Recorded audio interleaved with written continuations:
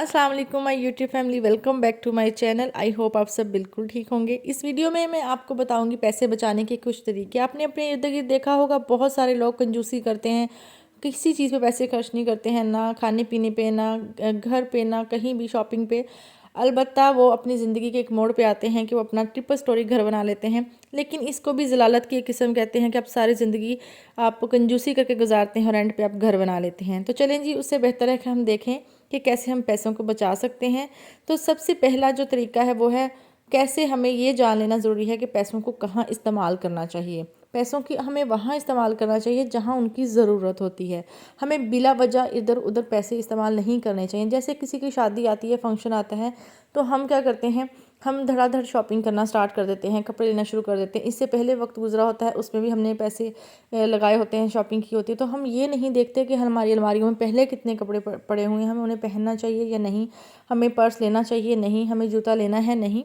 हम क्या करते हैं, हम बस ये देखते हैं कि हमें शॉपिंग करनी है, शादी आ गई है, हमने नई लेनी है। तो हमें हमेशा ये सोच के शॉपिंग करनी चाहिए कि हमारे पास जो पहले पड़े हैं क्या वो इस्तेमाल हो चुके हैं, हमें और ज़रूरत है।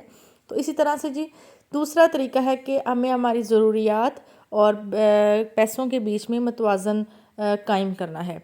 हमें ऐसा नहीं है कि हमें सिर्फ़ अपनी ज़रूरियात पे भी खर्च करना है, हमें अपनी ख्वाहिशात पे भी खर्च करना चाहिए, लेकिन उतना खर्च करना चाहिए जितनी हमारी ज़रूरत होती है। जितने कहते हैं, जितनी चादर हो उतने ही पाँव फैलाने चाहिए, हमें उतनी ही ख्वाहिशात अपनी पूरी करनी चाहिए जितनी हमारे पास उनको पूरे करने के वसाइल हमारे पास मौजूद हों। तो इससे क्या होता है, पैसों में और ज़रूरियात में मतवाज़न कायम हो जाता है और ज़िंदगी बहुत अच्छे से गुज़रती है। तो हम चलते हैं तीसरे तरीके की तरफ। तीसरा तरीका ये है कि हमें कलेक्ट करने की बजाय पैसों को उन्हें इन्वेस्ट करना चाहिए। जैसे कि ऐसी चीज़ पे जिनके वक्त के मुताबिक रेट बढ़ता जाता है। हमें पैसों को बैंक में नहीं रखना चाहिए, वो नहीं बढ़ेंगे। डॉलर हमेशा कम होता चला जाएगा, पैसे कम होते चले जाएंगे, उनका कोई फ़ायदा नहीं होगा रखने का। अलबत्ता अगर हम जैसे गोल्ड जेवर वगैरह पे इन्वेस्ट करते हैं तो उनकी कीमतें बढ़ती जा रही हैं। हम प्रॉपर्टी पे खर्च करते हैं, प्रॉपर्टी की कीमत आहिस्ता आहिस्ता बढ़ती जा रही है, महंगाई होती जा रही है।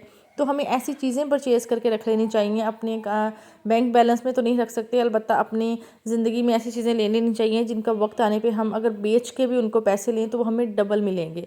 तो ये इन्वेस्टमेंट बहुत अच्छी हो जाती है और हमारे बहुत काम भी आती है, और इससे भी हम बहुत बचत करते हुए भी अपनी ज़िंदगी में पैसों को बचा सकते हैं और अपनी ज़िंदगी बहुत अच्छे से गुजार सकते हैं। चलते हैं अपनी फोर्थ ट्रिक की तरफ, buy in bulk to save money. हमें थोड़ी थोड़ी करके चीज़ें को परचेज़ नहीं करना चाहिए, उससे हमें बहुत ज़्यादा पैसे वेस्ट करने पड़ जाते हैं और चीज़ें जो है बहुत कम आती है। जैसे हम 1 किलो चीज़ लेने जाते हैं तो 1 किलो में हमें चीज़ तो उतनी ही मिलती है, कई बार वो थोड़ी बहुत कम भी कर देते हैं जिनसे हम ख़रीदते हैं, लेकिन पैसे वो हमसे 1 किलो के ही लेते हैं। लेकिन वही चीज़ अगर हम बल्क में लेते हैं तो हमें 1 किलो 2 किलो हमें उसमें एक्स्ट्रा भी दे देते हैं, ठीक है। उससे क्या होता है, हमारा बहुत फ़ायदा हो जाता है। हमने पैसे 2 किलो 10 किलो के ही दिए होते हैं, लेकिन हमें उसमें अमाउंट थोड़ी सी, जो चीज़ की क्वांटिटी होती है वो थोड़ी सी ज़्यादा मिल जाती है। तो कोशिश करनी चाहिए चीज़ें हमेशा बल्क में रखनी चाहिए अपने घर में।